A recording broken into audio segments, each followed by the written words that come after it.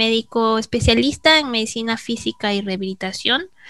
Trabajo en el Hospital de Policía, es mi sede principal como asistente, pero también trabajo pues en la Clínica San Juan de Dios, ¿no? Entonces, hoy día vamos a conversar una teoría sobre todo lo que es niños, ¿no? Entonces, ya han estado viendo en sus temas anteriores, han estado observando pues cómo es la medicina física, de qué es lo que más o menos nosotros realizamos, sobre los certificados de discapacidad que les enseñó el doctor Casma, la doctora Tatueros con los agentes físicos, ¿no?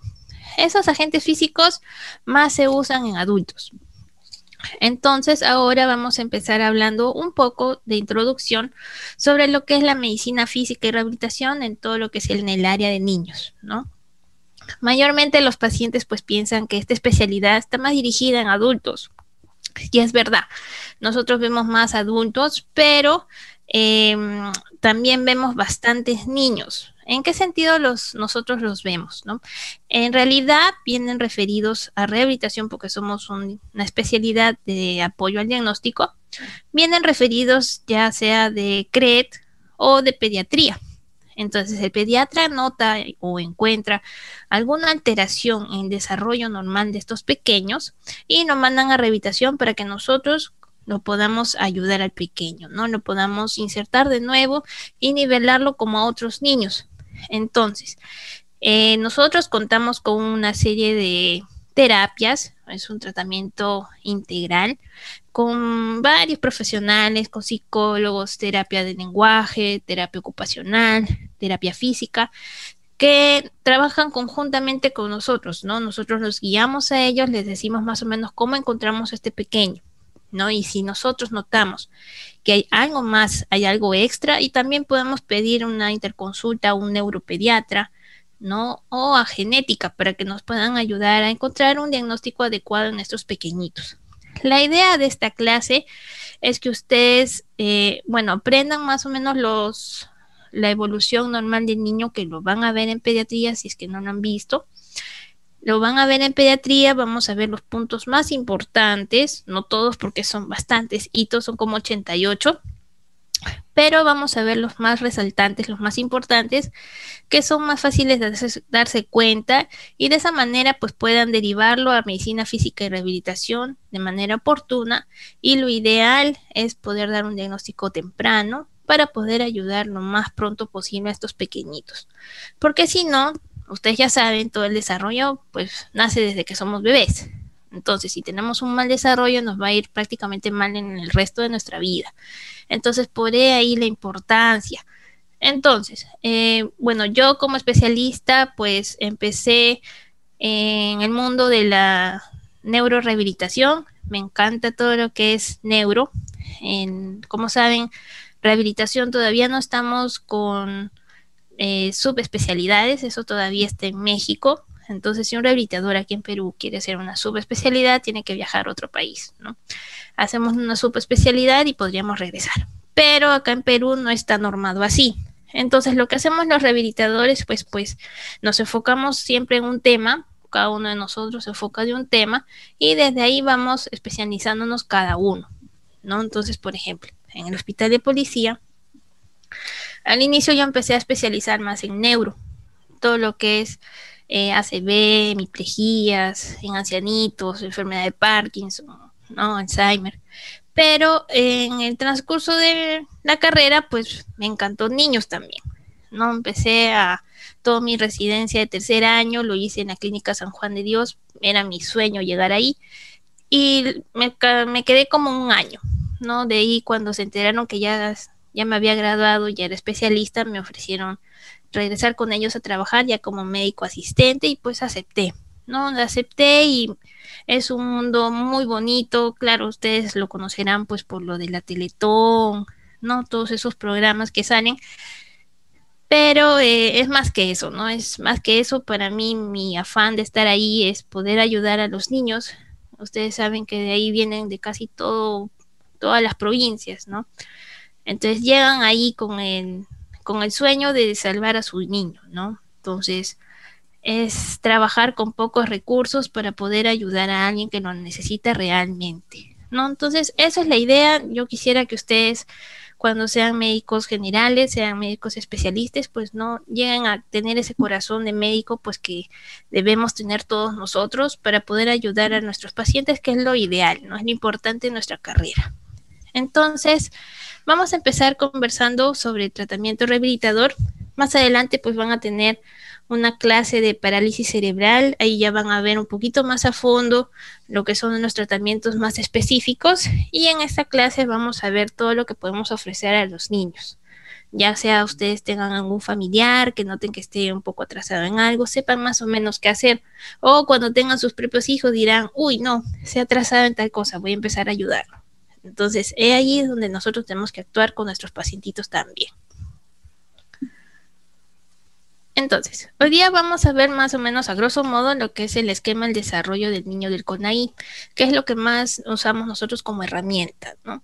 Vamos a describir algunos cuantos hitos, los hitos del desarrollo, y ver qué se describe por meses. Lo importante es ver unos signos de alarma por meses, ¿no? De acuerdo a la edad que tenga el pequeñito, para poder detectar precozmente algún problema. Hay que ver también, quisiera explicarles lo que es la estimulación multisensorial, qué significa el SEMS, la terapia física, ocupacional, del lenguaje y lo que vendría a ser un tratamiento integral de rehabilitación, para que tengan un conocimiento más amplio de niños en este tema. Entonces, nuestra base es el esquema del CONAHI del niño, fue creado por el Instituto Nacional de Rehabilitación en 1996. Entonces, cuando ustedes hagan pediatría, no sé si ya están haciendo o van a hacer, cuando ustedes hagan pediatría, pues van a conocer mucho este test, ¿no? Que es el que está aquí, que tengo acá yo a la derecha. Son bastantes hitos, son 88 cuadraditos.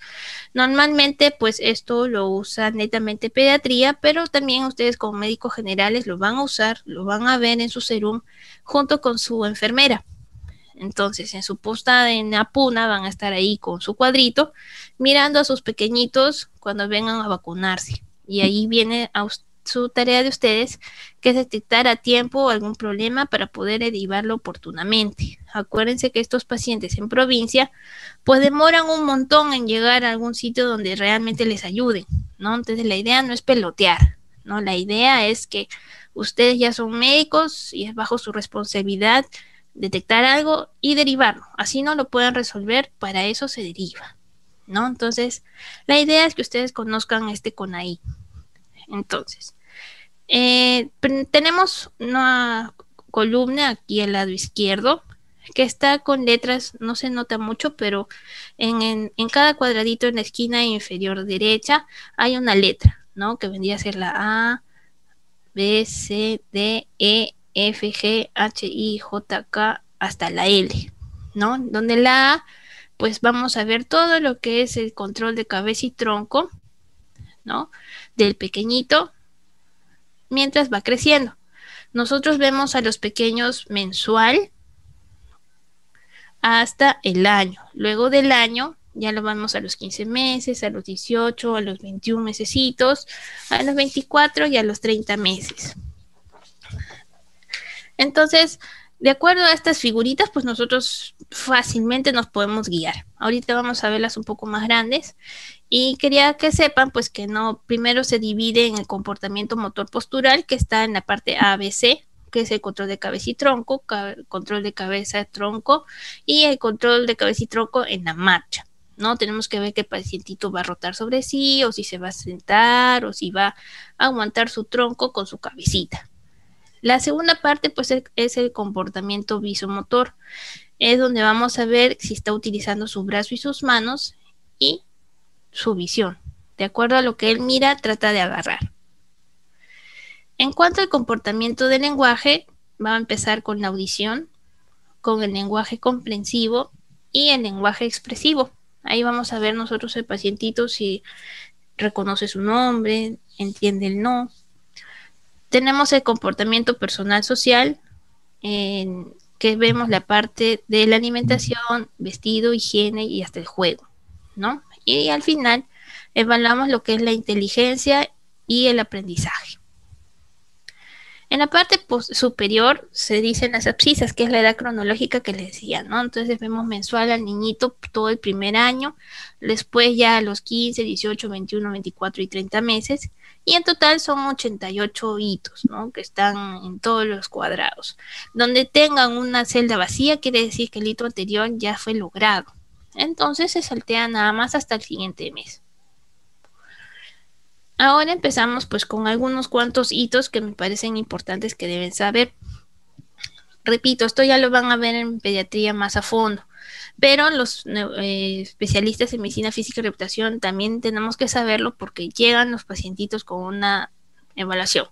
El pediatra te dice y te pone en hojita nada más retraso global del desarrollo, pero yo tengo que ver en qué hito debería estar este pequeño y tratar de ver qué es lo que le falta para llegar a este hito, ¿no? Entonces, también lo debo conocer.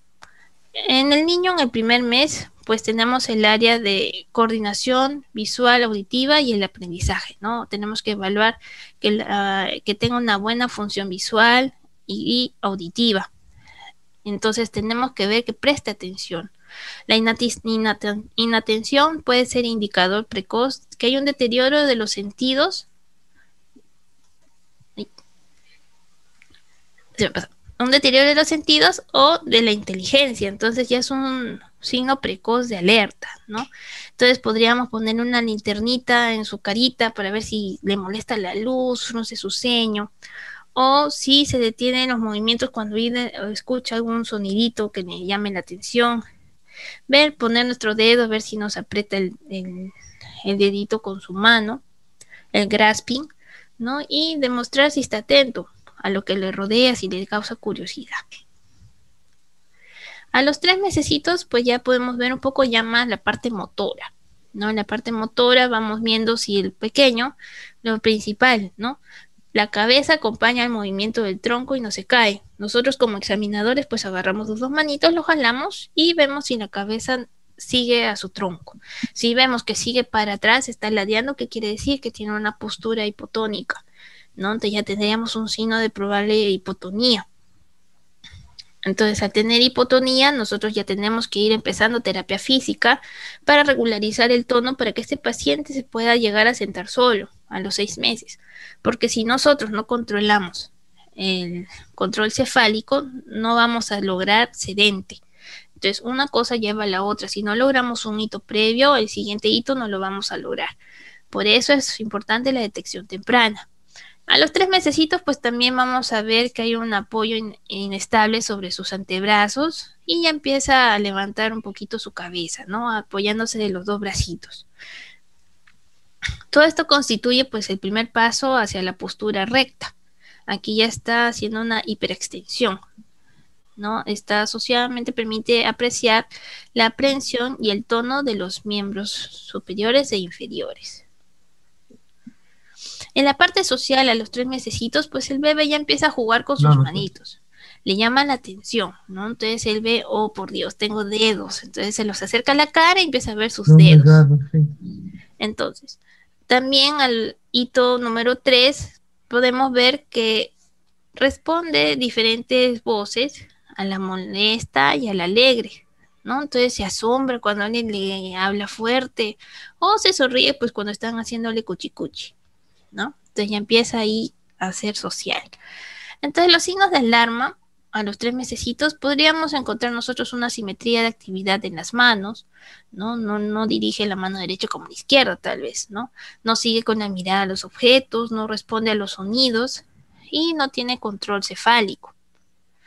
A los 4 mesecitos ya une sus brazos en la línea media del cuerpo y toma un objeto en ambas manitos y ya empieza a jugar. Esto es ya la parte del área de coordinación. A los 5 mesecitos podríamos ver el área motora postural, ¿no? El pequeño tiene el dorso recto, apoya hacia adelante con descarga del peso, como inclinado hacia adelante, ¿no? Ya permanece sentadito con la espalda recta y apoyándose en las dos manitos hacia adelante. Por ejemplo, porque esto es importante, si no tiene control en la parte del tronco, no se va a poder parar, ¿no? Entonces, como ven, ahí comienza ya a pararse.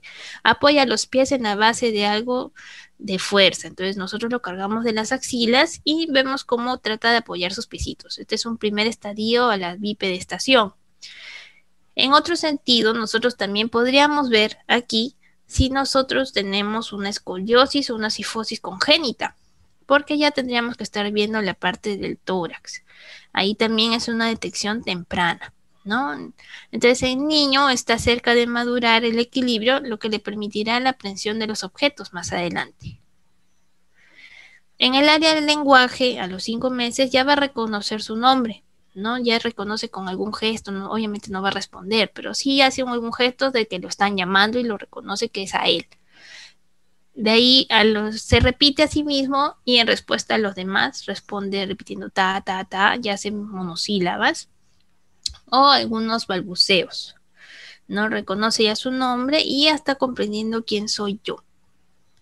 A los 6 mesecitos, en el área postural, ya vemos que ya va a empezar a girar fácilmente. Ruedan de un lado al otro, si es que lo dejamos echadito, ¿no? El peso lo carga de un lado del cuerpo, hombros y pelvis se alinean siguiendo la cabeza.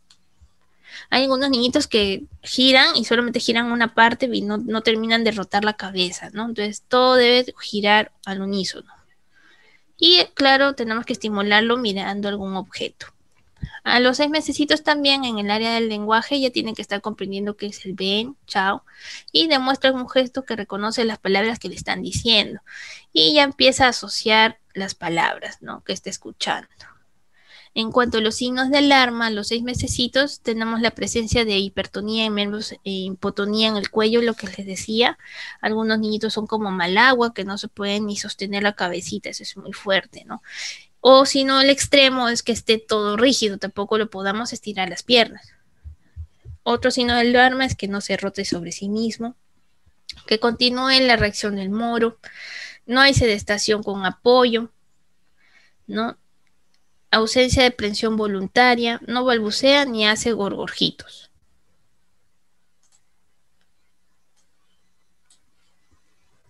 A los 7 mesecitos tenemos el área motora postural, que ya se puede sentar sin apoyo, ¿no? Antes estaba apoyado con las manos hacia adelante, pero ahora ya no usa las manitos y estas manos que ya no se apoyan, las puede usar para buscar diferentes objetos. Entonces ahí empieza lo que es el interés por el área. A los 9 mesecitos empieza a descubrir objetos ocultos, le da curiosidad, ¿no? Empieza a buscar su carrito, dónde está el cubo, dónde está el globo, ya lo busca.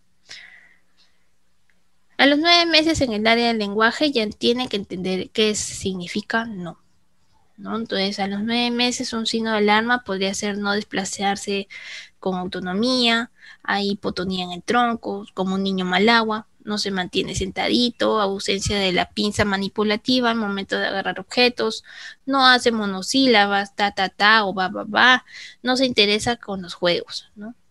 A los 10 mesecitos en el área motora postural evalúa el primer estadio ya de lo que es la marcha. Ya camina apoyándose en las cosas, agarra su cuneta o su corralito y empieza a caminar, dar pasitos, ¿no? Y para esto primero tiene que pararse. En los 10 mesecitos en el área del lenguaje, pues ya empieza a decir lo que es mamá y papá. Y empieza a notar que su mamá le reconoce y le dice, yo soy tu mamá o yo soy tu papá, ¿no? A los 11 meses en el área de coordinación y el aprendizaje ya empieza lo que es la pinza fina, ¿no? Esto ya nos diferencia de lo que es el mono. Empieza a agarrar frijolitos, los empieza a insertar a una botella, hace la pinza y empieza a explorar su juguete. Al año ya empieza lo que es la evaluación de la marcha. Esta marcha nos va a llevar a la evaluación del sistema proceptivo vestibular. Ya está caminando con pobre equilibrio y con las piernas separadas, pero ya tiene que estar caminando. Un signo de alarma a los 12 mesecitos sería pues una ausencia de bipedestación, presencia de reflejos anormales, no vocabulario de 2 palabras como sin significado y no entiende órdenes sencillas. Ahora sí pasamos a lo que ya no es mensual, sino ya a cada 3 meses, a los 15 mesecitos en el área social y alimentación, come en la mesa con los demás, ¿no? Ya está feliz con con la familia comiendo, él puede llegar a comer solo, pero no es necesario que lo haga comer solo. Ya empieza a arrastrar sus juguetitos. A los 18 meses ya está sentado en el suelo y se puede parar y algunos incluso ya pueden llegar a correr. No, no todos corren así a esa edad, pero los niñitos que son más adelantados en la parte motora llegan a correr rápido. Entonces eso es bueno porque nos da un buen equilibrio en general, ¿no? Entonces así podríamos desarrollar un poquito más la parte motora. A los 24 meses, ya a los 2 años, pues ya entiende lo que es siéntate, quítate los zapatos, dame los zapatos, algunas órdenes sencillas, ¿no? Incluso dice oraciones simples como mamá, vamos calle, quiero pan, dame agua, quiero galleta. Ya empieza a manifestarse. Algún signo de alarma a los 2 añitos, pues no corre, no construye torres con esos cubitos de juguete. Normalmente tiene que hacerlo de 3 a 6 cubitos.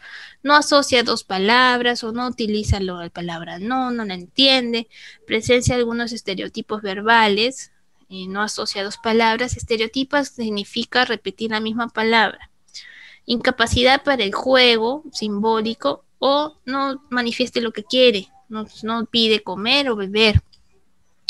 Y en el último mes de evaluación, según el CONAI, a los 30 mesecitos, tenemos el área de coordinación y aprendizaje. Aquí es donde ya no hace torres con los cubos, sino hace un puente. Hace un puentecito con los cubos de juguete, ¿no? Y colocamos los aritos en orden de tamaño. Esto es importante ya pues que si nosotros vemos que a los 30 meses el pequeño no sabe jugar correctamente, quiere decir que nos falta algo, ¿no? Nos falta estimularlo, nos falta ayudarlo para que pueda llegar al nido correctamente. Porque normalmente los niños suelen llegar a jugar bien cuando están en el nido, ¿no? Entonces, si no juega bien en el nido, le va a chocar, va a empezar con problemas psicológicos y una cosa lleva a la otra. Por eso es importante una detección precoz.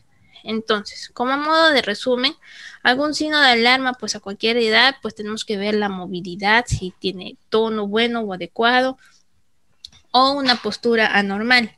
Ver si tiene movimientos involuntarios, no una hiperextensión cefálica o alguna convulsión, movimientos oculares anormales como de muñeca, por ejemplo, retraso en la adquisición de los ítems madurativos, o si tiene alguna dismorfia, ¿no? Macrocefalia, microcefalia, estancamiento del perímetro craneal no aumenta.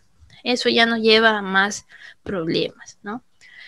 Una vez que nosotros ya hemos evaluado a nuestro pacientito de forma integral con este CONAI, tenemos que tratar de ayudarlo, ¿no? Entonces, para eso nosotros tenemos una serie de terapias, una gran lista que ya la vieron ustedes porque tenían las diapositivas anteriormente, y la idea del médico rehabilitador es ver cuál es lo más importante para ellos, ¿no? En este caso, quería enseñarles lo que es la estimulación multisensorial, que está haciendo un boom últimamente. ¿A qué me refiero? Últimamente, antiguamente, mejor dicho, todo lo que era autismo o Asperger, no sé si han visto ustedes la serie de este doctor, Good Doctor, creo que se llama. Antiguamente, pues se creía que estos pacientitos que tenían alteración de lo que es la integración sensorial, tenían sí o sí autismo, ¿no? Pero últimamente se está viendo que no solo los niños con Asperger o autismo tienen esta alteración, sino niños sanos, niños normales, súper inteligentes, que la parte motor la hicieron antes del tiempo incluso, pero tienen algunas alteraciones de la parte sensorial, ¿no? Ustedes saben que la parte sensorial es que la vista, el olfato, oído, tacto, gusto, todo eso es el desarrollo sensorial. Entonces nosotros tenemos que ver también que el niño tenga una buena función del sistema nervioso para poder procesar todo lo que captan nuestros órganos con respecto al desarrollo sensorial. Porque si no lo recibimos adecuadamente, no lo filtramos bien, no, el cerebro no lo va a poder organizar y no lo va a poder integrar. Entonces el niño lo va a estar abrumado, no sabe qué hacer, es como si fuera un niño como Spider-Man, ¿no? Como cuando recién le picó la araña. El chico estaba pues totalmente desubicado, se caía, todo lo veía magnificado, el olfato, el oído, la visión. Entonces así sienten los niñitos. Entonces ¿cómo podríamos nosotros ayudarles para que el sistema nervioso pueda estar bien sincronizado? Para eso usamos nosotros la estimulación multisensorial, ¿no? Entonces, vivir sin esta inhibición pues sería horrible, ¿no? Es agotador, el niño no puede ni siquiera concentrarse, ¿no? Entonces, las deficiencias en el procesamiento sensorial en los niños normales, incluso con los niveles muy inteligentes, muy superiores, se pueden manifestar a través pues de incomodidad ante sonidos fuertes, licuadora, camión, helicóptero, taladro, disgustos por ciertos alimentos, no les gusta la textura del pollo, no les gusta el sabor de la carne, no les gusta el sabor de la espinaca, se obsesionan con un solo alimento, por ejemplo arroz, ¿no? Solo comen arroz o solo comen pan. Desagrado al contacto físico los demás, los rechazan, empujan a mano, molestias para usar cierta ropa apretada, por ejemplo, las etiquetas de la ropa les fastidia mucho, las medias que tenemos nosotros ahí, una costura abajo también les fastidia. Hay mareos cuando viaja en su coche, esto es importante porque en la parte vestibular ahí está magnificada y el pobre niño está como si estuviera en un helicóptero en vez de estar en un carro, ¿no? Dificultad para vestirse o usar utensilios como una cuchara, un lápiz o una tijera, todo va a estar dificultoso, ¿no? Entonces, ahí, ¿por qué les decía que prácticamente todos estos síntomas nosotros siempre lo veíamos como un autismo, un TEA, pero no necesariamente ahora se ha visto que sea un TEA. Pueden ser niños totalmente normales, con una inteligencia superior, que pueden tener alteración de esta integración sensorial. Entonces, para eso nosotros usamos el SEMS. ¿Qué es el SEMS? Es un centro de estimulación sensorial. Está dirigido pues a la atención de niños que tengan un déficit de la conciencia sensorial motora para la estimulación de uno o de varios sentidos a la vez. Esto es un ambiente cómodo que hace relajación, es un ambiente aislado, un ambiente externo, es un cuarto solo para ellos. Entran prácticamente un niño a la vez, solo con la licenciada, ni siquiera entra mamá o papá ni la nana, entran solos. De este modo podemos ver cómo el niño organiza y responde a los inputs sensoriales y nos permite identificar alteraciones orgánicas relacionadas con problemas neurológicos de aprendizaje, desórdenes emocionales, entre otros. Entonces ahí nosotros podríamos evaluar muy bien cómo el niñito responde a ciertos estímulos, ¿no? Es una nueva tecnología que está facilitando pues exponer a los estímulos aislados o en conjunto, aumentando el control del paciente y terapeuta sobre el entorno. Entonces nos permite que el terapeuta pueda hacer un sinfín de posibilidades de combinaciones para que el pacientito cumpla con objetivos terapéuticos específicos. Puede combinar tacto con olfato al mismo tiempo para ver cuál de los dos el paciente prefiere, ¿no? O cuál de estos le desagrada más. Hay que conservar los principios básicos de neuroestimulación y de la estimulación sensorial, haciendo que los equipos pues respondan a los comandos del paciente o usuario para generar un estímulo. El licenciado pues puede tener un control remoto. Si notan en la foto pues se utilizan bastante las luces, las burbujas, las texturas, las colchonetas, incluso hay un columpio colgado del techo, ¿no? Que eso nos ayuda a nosotros a la parte sensorial, a la parte del vestibular, y podríamos nosotros controlarlo mediante un control remoto para determinar al pacientito cuál le gusta más el rojo, si se activa más en el verde o si se deprima más en el azul. Vemos sus caras, ¿no? Vemos cómo se va portando frente a diferentes estímulos para saber qué es lo que le fastidia y de ahí agarrarle el punto y darle hasta que lo pueda tolerar. Nuestros objetivos, pues, en el SEMS es evaluar, diagnosticar y rehabilitar a los pequeños, facilitar y promover la interacción de los pacientes o usuarios con su entorno sensorial para que estén normal, porque la verdad estos niños sufren bastante. Facilitar que el cerebro del paciente trabaje de manera integrada para que pueda filtrar adecuadamente la información que viene de los otros sentidos. Entonces, aquí podríamos hacer un sinfín de estimulación, pues la somática, vibratoria, la vestibular en el columpio, visual con los colores, las burbujas auditivas, tenemos música del mar, relajante, hasta taladros podríamos poner, el táctil, diferentes texturas, ¿no? Espuma de afeitar, arena, harina. La parte gustativa, les damos chocolate, les damos limón, les damos mousse, les damos naranja, frutas. Olfativas diferentes, café, colonias, olores feos hasta bonitos. Y también vemos importante la parte del área motriz, la coordinación y del lenguaje, ¿no? Para cómo se puede en pequeño manifestar si que no puede hablar, por ejemplo. Eso es en cuanto al SEMS.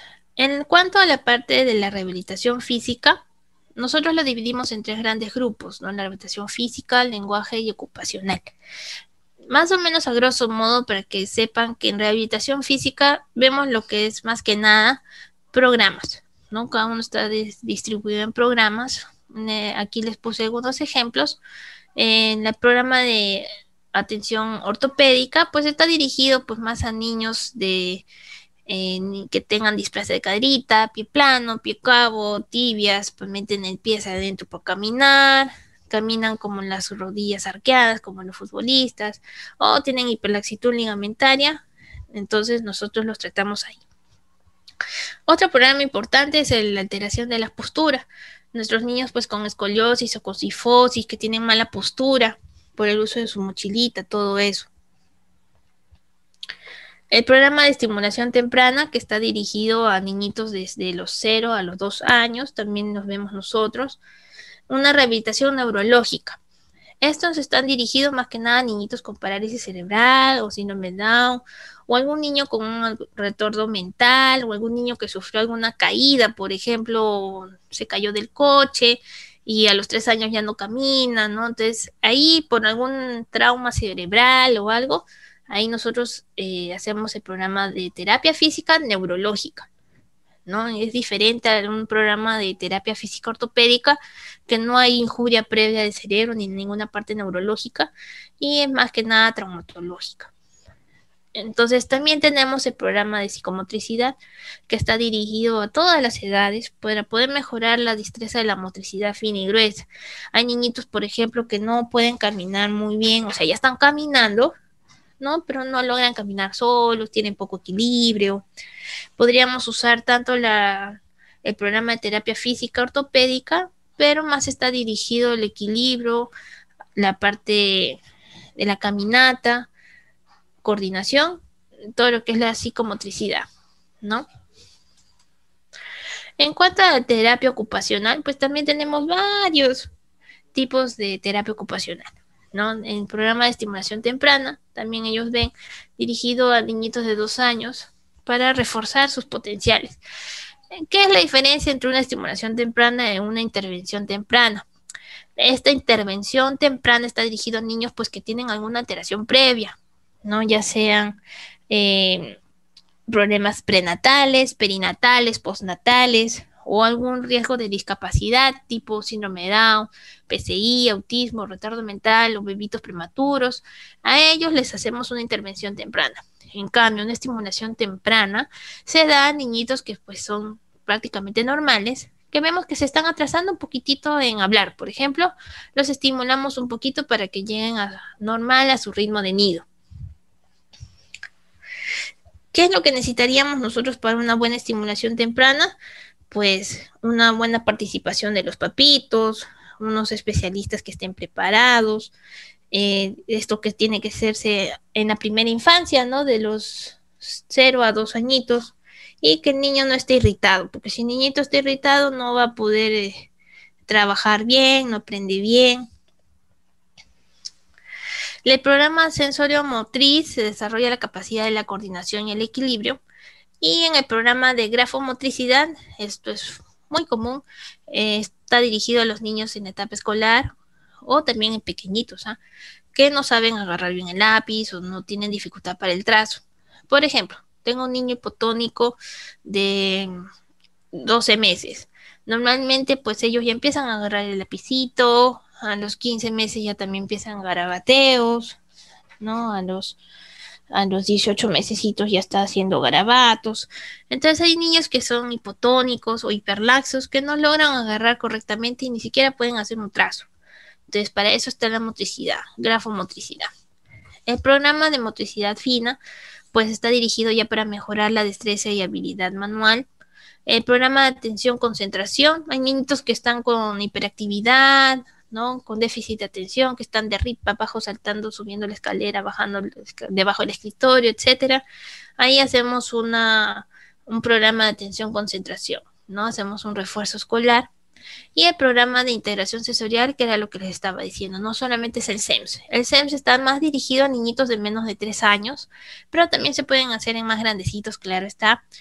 Pero también aparte hay un programa de integración sensorial que lo hace la terapista ocupacional para poder interpretar la información, pues para que sea una información efectiva, ¿no? Para esto se usa para niños que son hiperactivos, intrépidos, que no pueden estar sentaditos o no pueden estar muy concentrados en el SEMS. Podríamos hacer un programa de integración sensorial.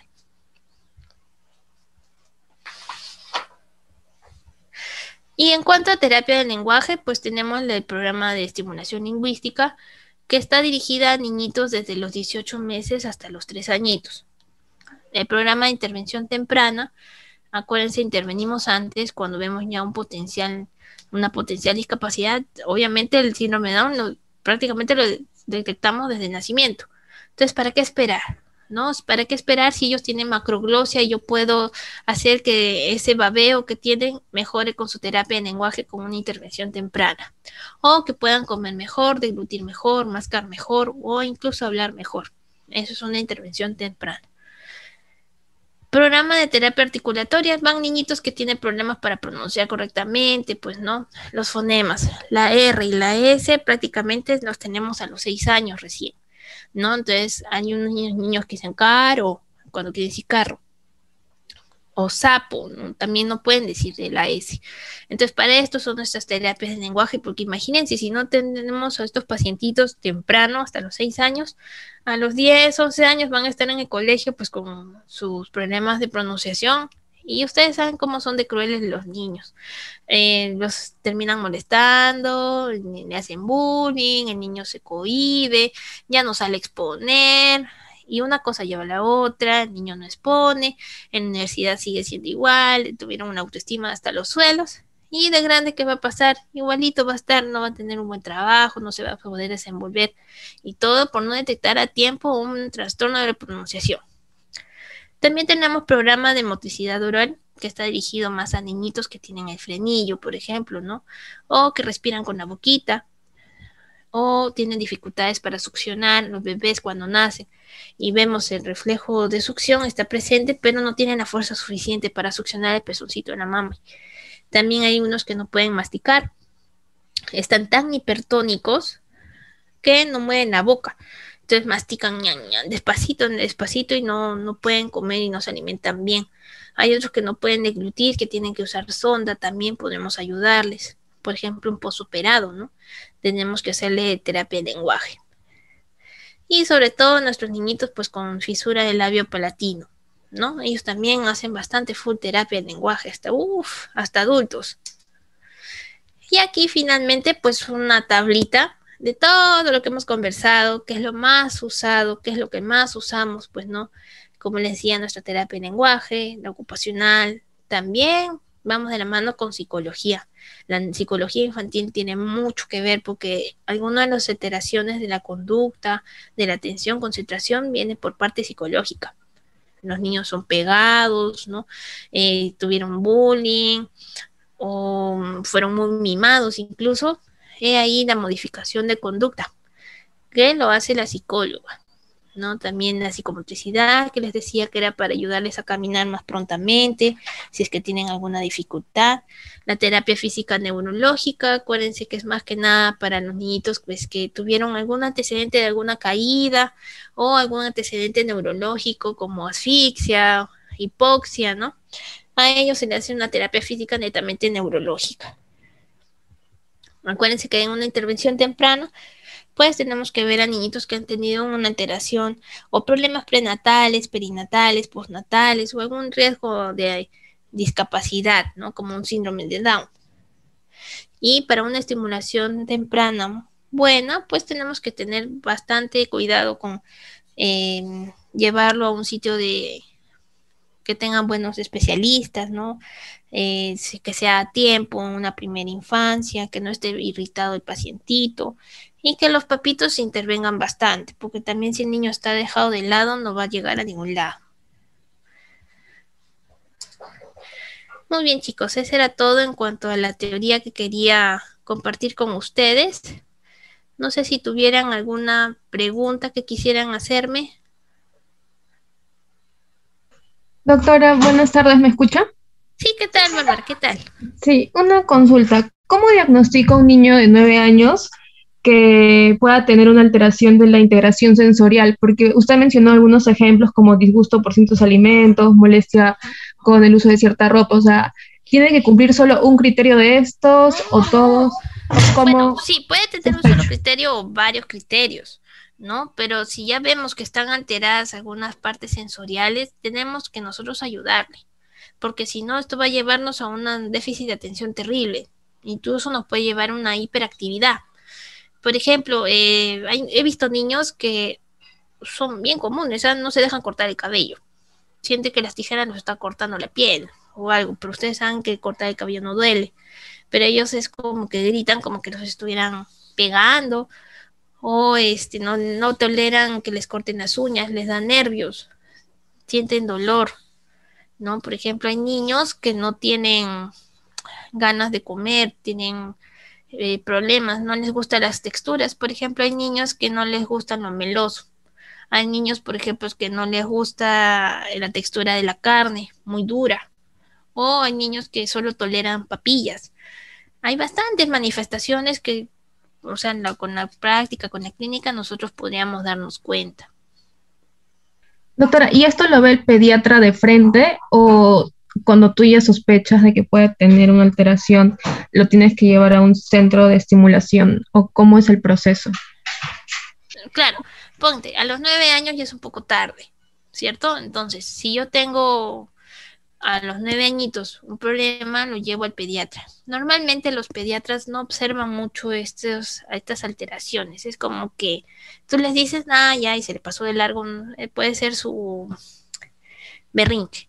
¿No? Ellas lo llaman, no, los terribles 2 a 3 años, que es la época de los berrinches, ¿no? Déjale, ya se le va a pasar, que no sé qué, pero llega a ser un momento que sea constante. Y a los papitos, no sé si algunos sean de ustedes papitos, es bastante frustrante ver a tu hijo que no come, o cada vez que lo tienes que llevar a cortar el cabello, hace un escándalo, entonces es un poquito frustrante, ¿no? Entonces a veces el pediatra piensa que, oh, están locos, ¿no? No es por hablar más de pediatría, pero ellos obviamente se tienen que preocupar más por la anemia, por la jeca, por la fiebre, por varicela, por otras cosas, ¿no? Por otras cosas. En cambio, nosotros como rehabilitadores, al menos sí nosotros nos centramos más, no tanto en la enfermedad, eso ya lo tratan ellos. Nosotros sí nos centramos más en este tipo de detección. Entonces, si nosotros vemos estos problemas en nuestros niños y el pediatra no le da importancia o no los refiere, se puede acudir a rehabilitación en cualquier momento de la vida, ¿no? Se puede acudir a rehabilitación y empezar con terapia lo más antes posible, no hay ningún problema, se puede iniciar a cualquier edad. La integración sensorial se ve desde los niñitos desde los 6 meses. Claro, es difícil diagnosticar a los 6 meses, pero se puede diagnosticar si uno tiene la experiencia, claro. Gracias, doctora. De nada.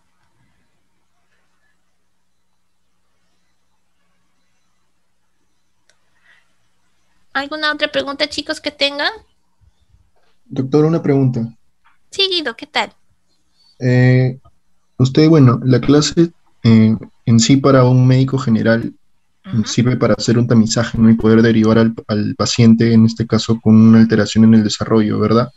claro. Eh, ¿qué recomendaciones le podríamos dar a los padres, ¿no? En este caso para que pues, ellos puedan también, ya sea por falta de De recursos. económicos Ujú, puedan, ujú, que puedan usar algunas técnicas que puedan mejorar por sí mismo, ya sea en su casa o en el mismo nido, ¿no? No sé claro. cuáles serían.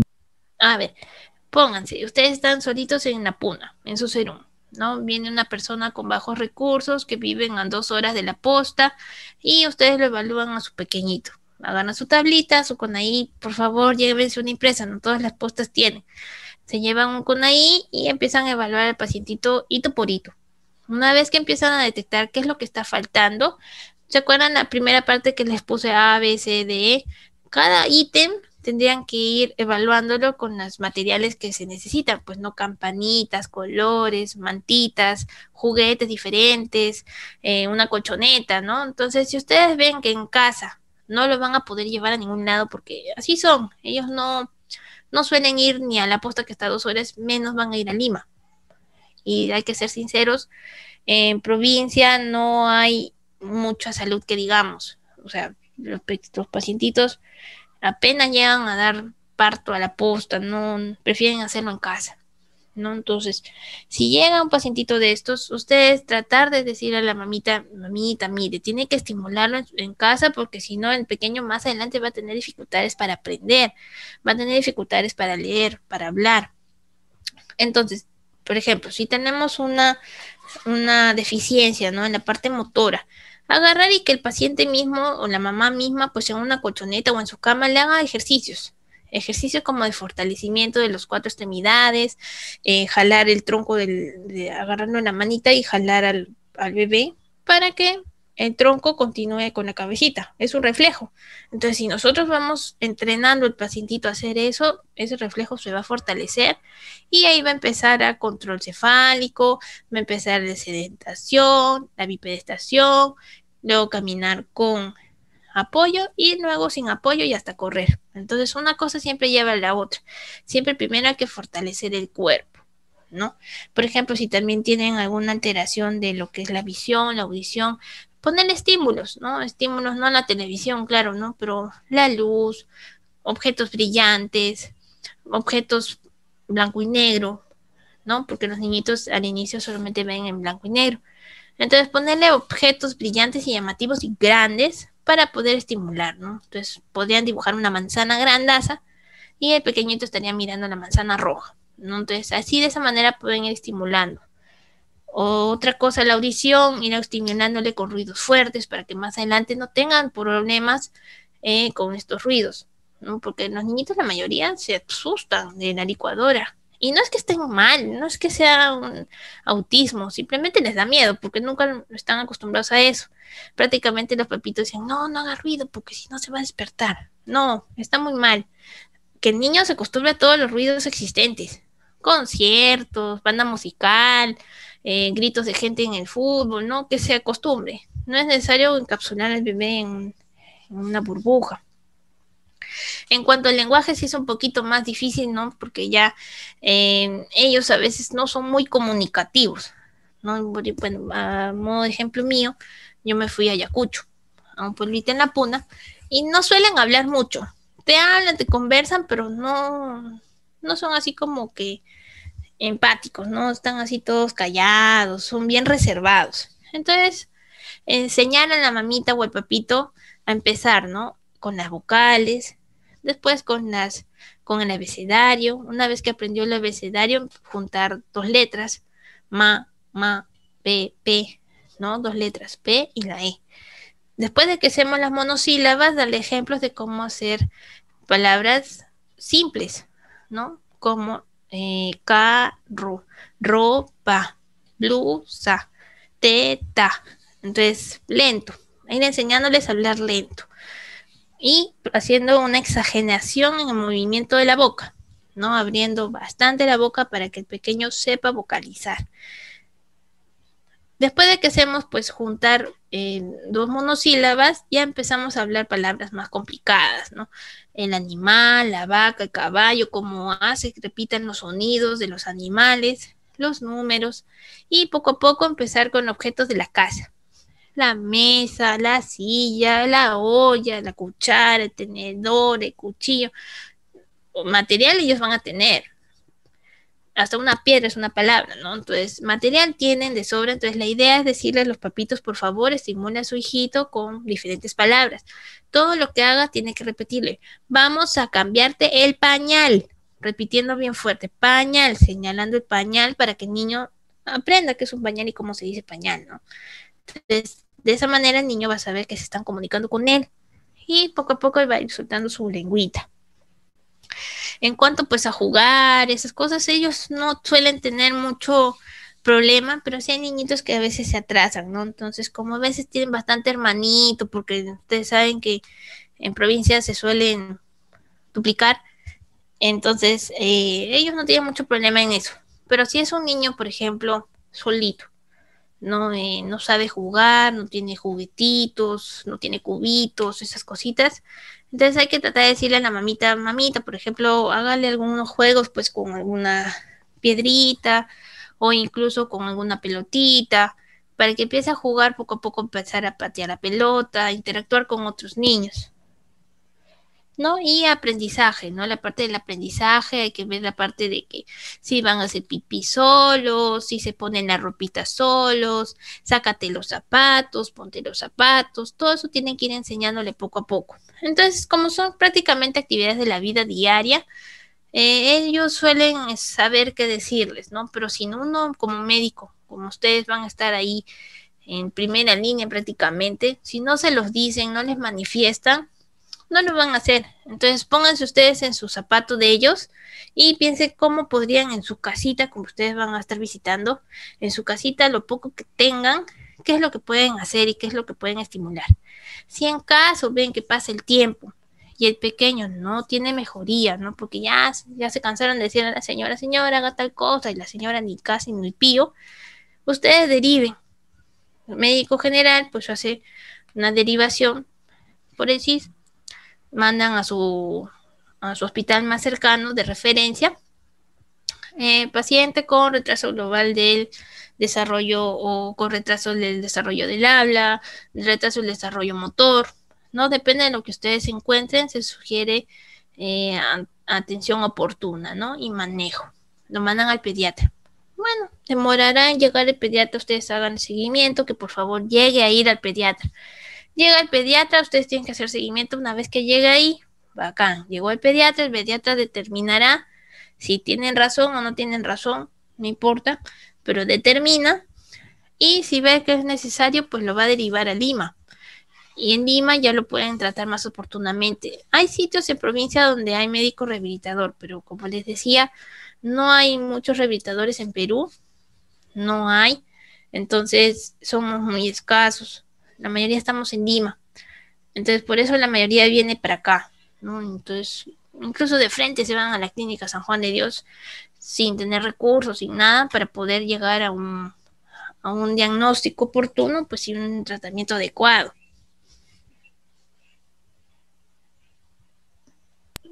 Doctora, buenas tardes. ¿Qué tal? Buenas tardes.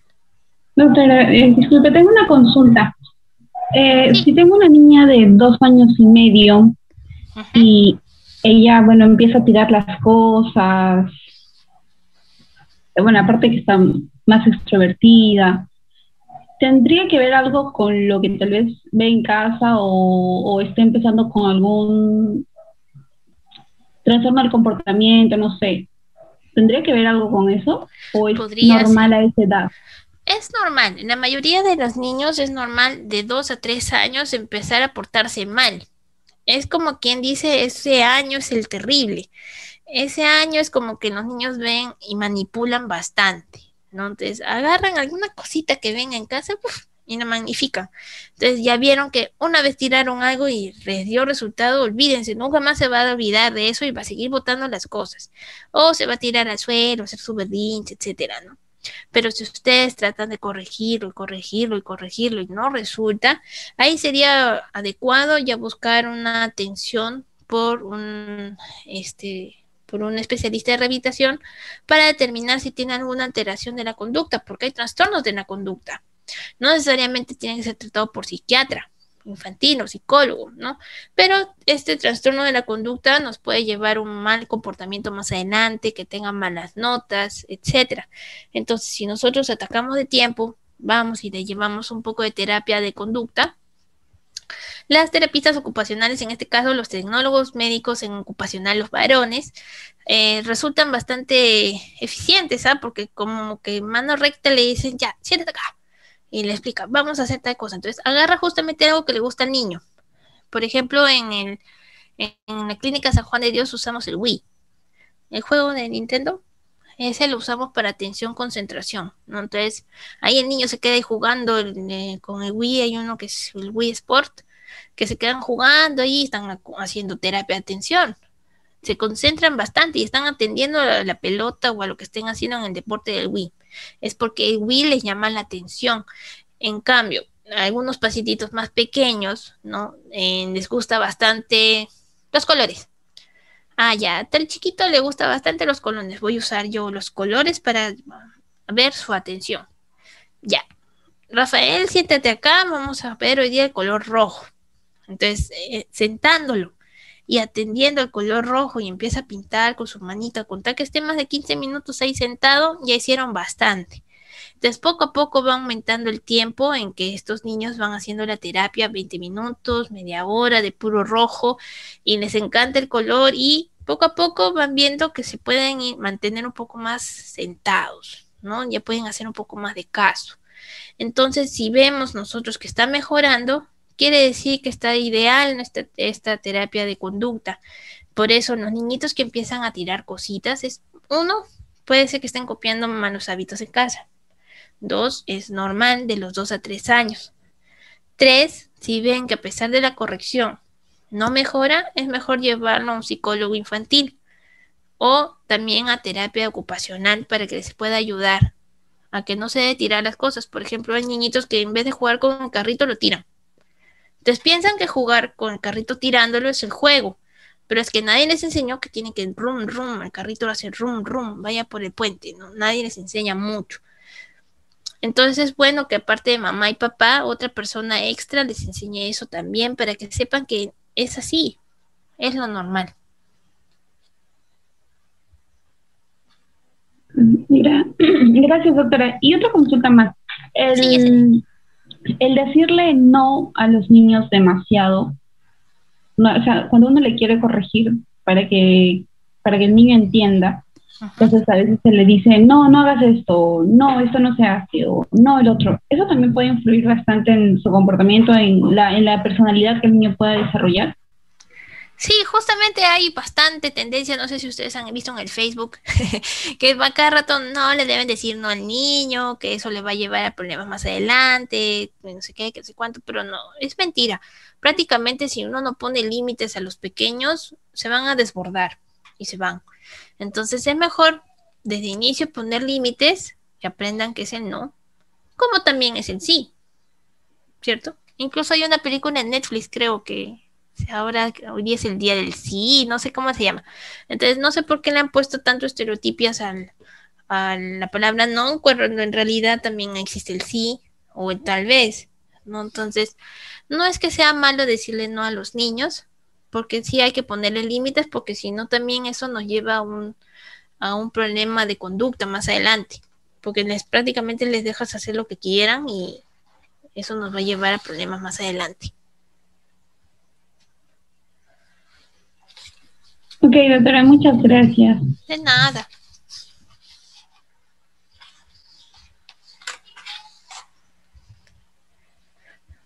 ¿Alguna otra pregunta, chicos? Doctora, otra vez yo. ¿Qué tal, Yesenia? Por ejemplo, darle una recompensa a un niño por una actitud, por una actividad que haya hecho, ¿eso es favorable para él? ¿Se debería hacer? Lo estás incentivando. No, claro, así aprenden más.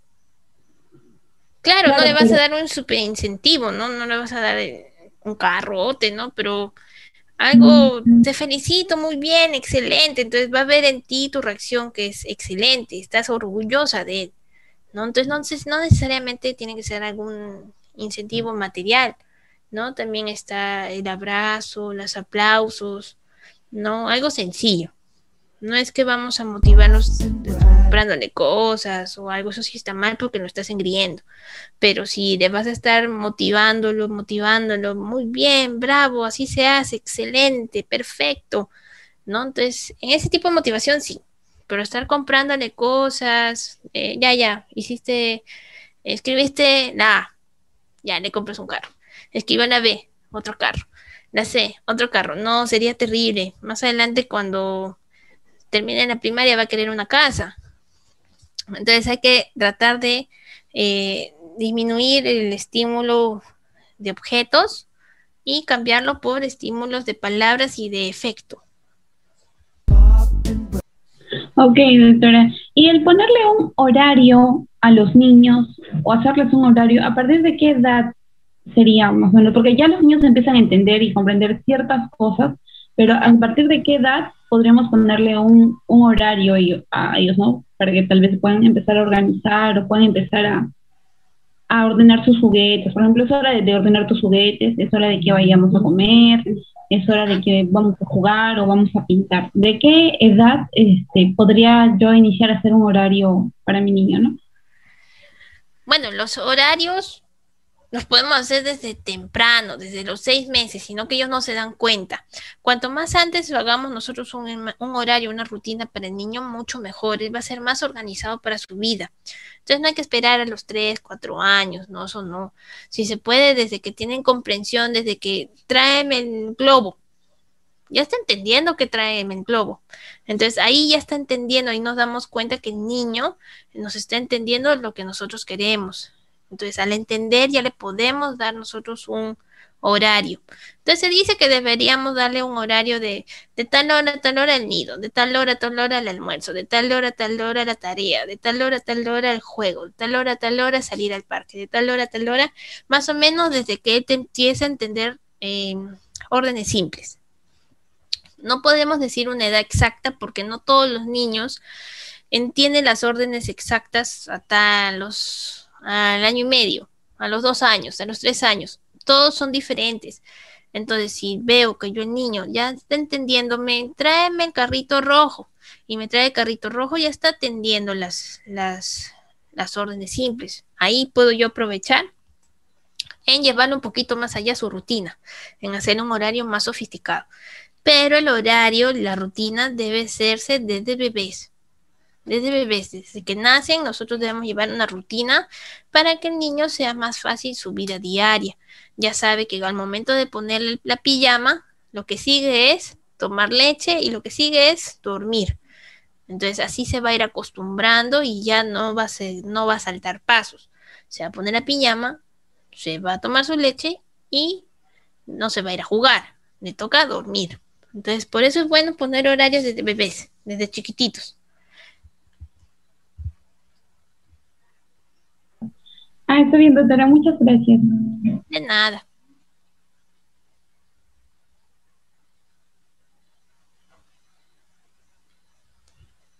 ¿Tendrán alguna otra pregunta, chicos?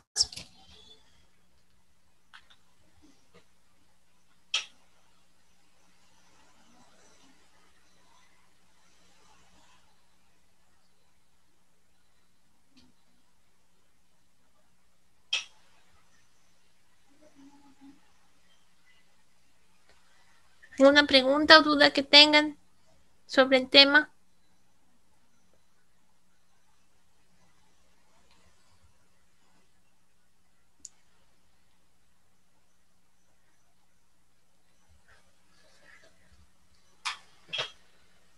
Muy bien, chicos, parece que no hubiera más preguntas.